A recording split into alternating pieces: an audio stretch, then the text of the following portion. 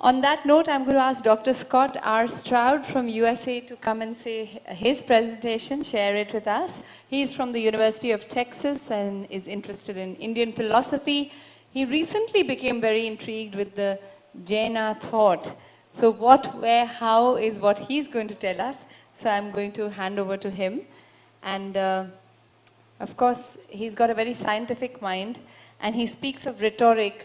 To me, rhetoric is something that, again, breaks the energy cycle. I don't know if that's what he's going to agree with, or is he going to talk about the power of it? So I'd request him to come and take over the mic and really share with us what all this means to him. Let's see.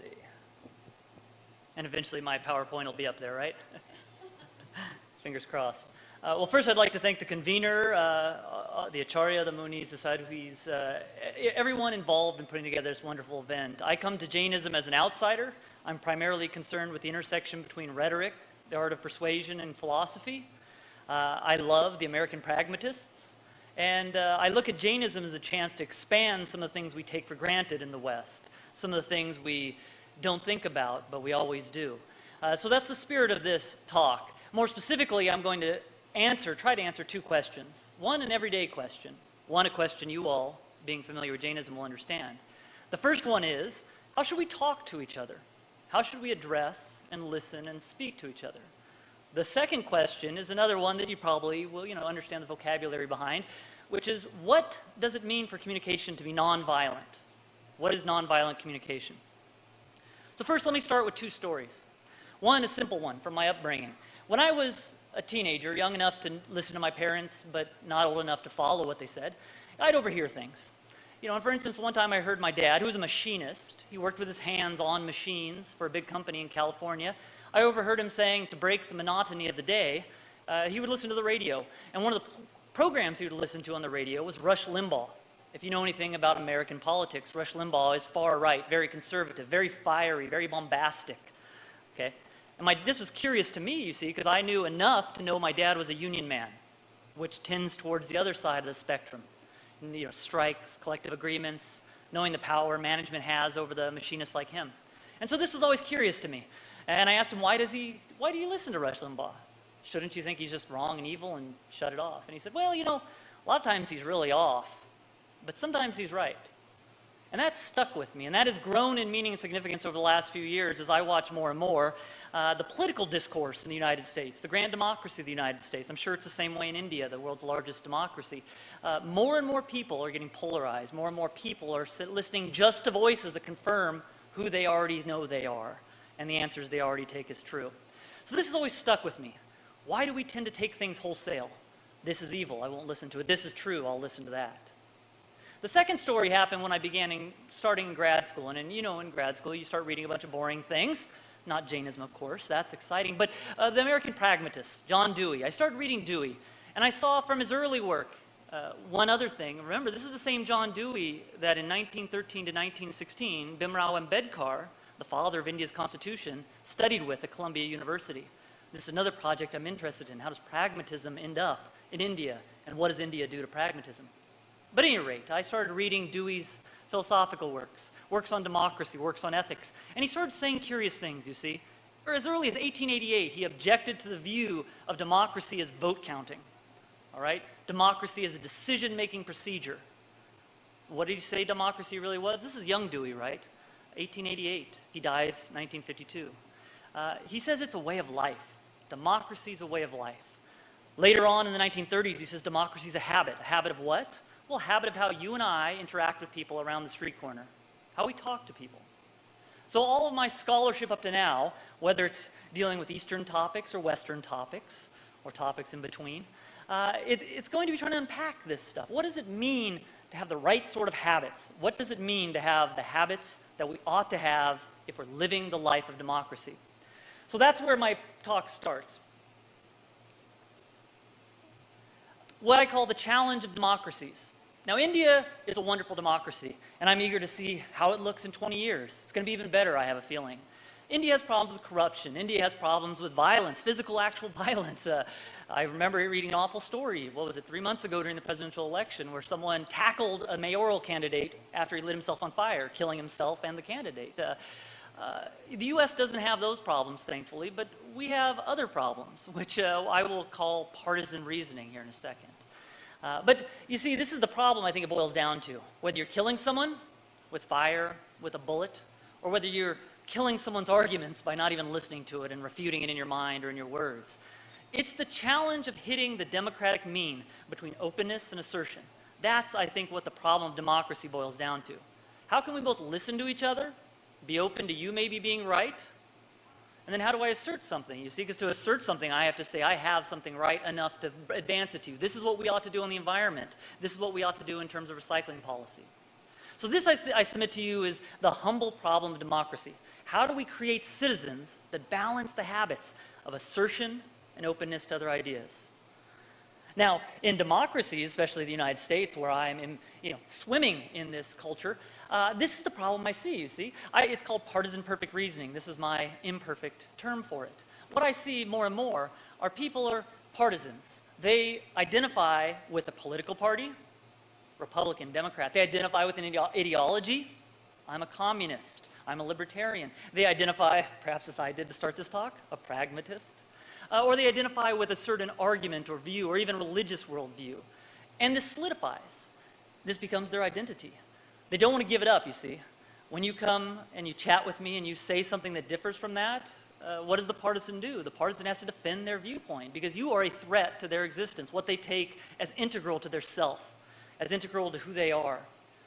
Now, that sounds fine, right? We all have to defend ourselves and put ourselves out there in the world. But you see, the real problem with this is that the partisan is not that truly open, assertive citizen we want. What the partisan is effectively doing is saying, I will bend to your arguments, but I will never break. I will never agree with what you're saying. What I will do is find a way to beat you, or make other people not listen to you, or make you feel bad enough that you stop speaking. Think about in discussions when you, in the United States this happens a lot, right? Someone says something on, let's say, gender or policies affecting affirmative action, and every once in a while someone will say, that's a sexist argument, that's a racist argument. Now, oftentimes this is very warranted, and you're calling them out on some problematic position they're taking. But immediately when you do this, you start to sense the force of that utterance. You see, they no longer have an argument, they have a sickness. They have racism, they have sexism. They have some kind of ism that's wrong with them, you see. And this, they now need to say, oh, I don't have this sickness. Take me seriously. Take me as seriously as you take your own arguments. You see, what you've done to them with this partisan perfect reasoning is find a very good trump card, a very, very perfect way to make sure your identity remains intact. And they're on the defensive. Matter of fact, they're probably about to lose this football game or cricket match or whatever sports metaphor you want to use. So this is the worry I have with high-functioning democracies, democracies that have a lot of citizens that are fairly safe, good voting procedures, not much corruption. What's the next step? Well, the next step is figuring out the kinds of folks you want to create through your educational endeavors, the kind of people that have openness and assertiveness in the right amount. The partisan, of course, you get my drift, right? The partisan is someone, a fanatic, an extremist. They're going to be someone that has too little openness and too much assertiveness. They're the one that wants to talk to you, but they don't want to listen to you. Why? Because they're right. They knew this in advance. You're just a speed bump in life to get over in their quest for argumentative certainty. So this is the problem I see coming from the stuff I've been imbibing both in American culture and also in pragmatism. Now, what's fascinating, you see, is you start reading, or at least as I read the Jain text, you see some of these same issues coming up in the Jain tradition 1,000 years ago, 2,000 years ago. How do you deal with one-sided Ekanta positions?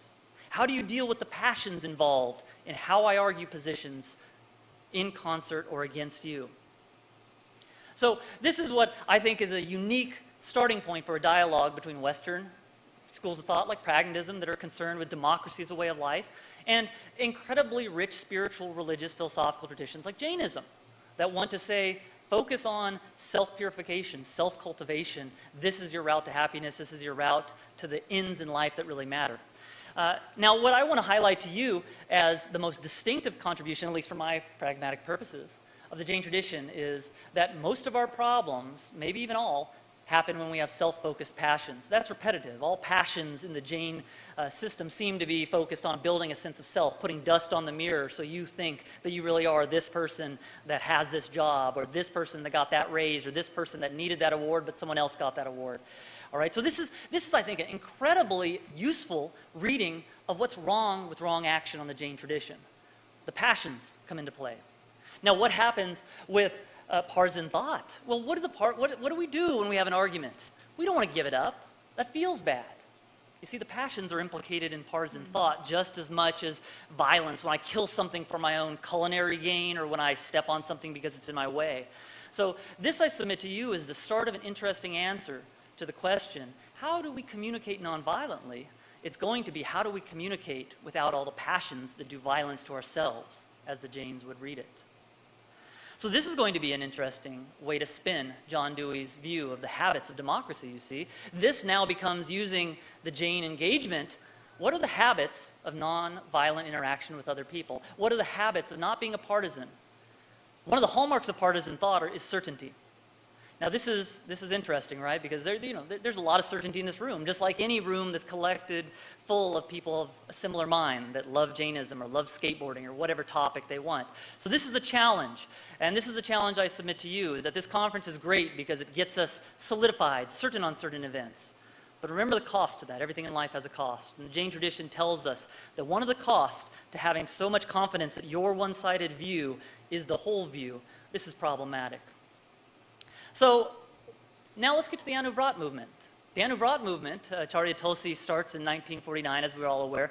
This is very interesting to me because in the West, we don't take vows that seriously. We always have New Year's resolutions, but then you break them by January 5th.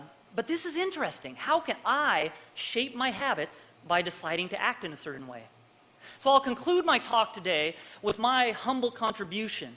We've seen there are Anuvrats for workers, teachers, etc. But what would it be to have a set of Anuvrats, a set of interesting vows that a democratic citizen would say, I will take these to start building the right kind of habits through my actions? So here they are. And of course we can add to these, we can change these. First, what if we started by saying, I will act as if there are two sides to every issue? Climate change, global warming solutions. Why do I go at this and say I already have the right answer and then my opponents are someone to disarm or kill argumentatively? Secondly, I will believe that each side is motivated by reasonable and good motivations. How often do we portray our enemy as someone that's just not scientific enough, or stupid, or ill-intentioned, greedy, they just want more money so they can bathe in it? This is, I think, one of the big problems with democracy. You see, we castigate our enemies. And what is a feature of democracy? We have to get along with these people. We create partisan obstacles in how we try to solve them right now. Third, I will attend to a wide range of evidence and information, even evidence that doesn't seem to support my case. Every great scientific study has a limitations section. This has always struck me as interesting. Why don't philosophy papers have a limitations section?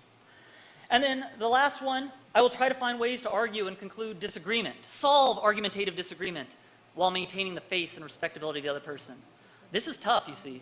How do I disagree with you, maybe even beat you at an argument, win a vote in Parliament, but you still come out of that disagreement wanting to work with me and not work against me tomorrow? None of this stuff will be easy, of course. Building habits, especially after age 10, is real hard for us humans. But if reality is really, as the Jains say, very complex and multifaceted, it won't be simple. And a solution that's not simple is definitely going to be hard. Thank you. Dr. Stroud, now what we're going to see is that even though all of us are probably over the age of 10, we are going to try to adopt the policy of thinking that each situation has two sides. And I must confess to you that your way of speaking is so infectious, and I have really enjoyed listening to you. And there's not just your thoughts, but even your style, which I'm going to keep with me. And I must say it's quite engaging. Thank you.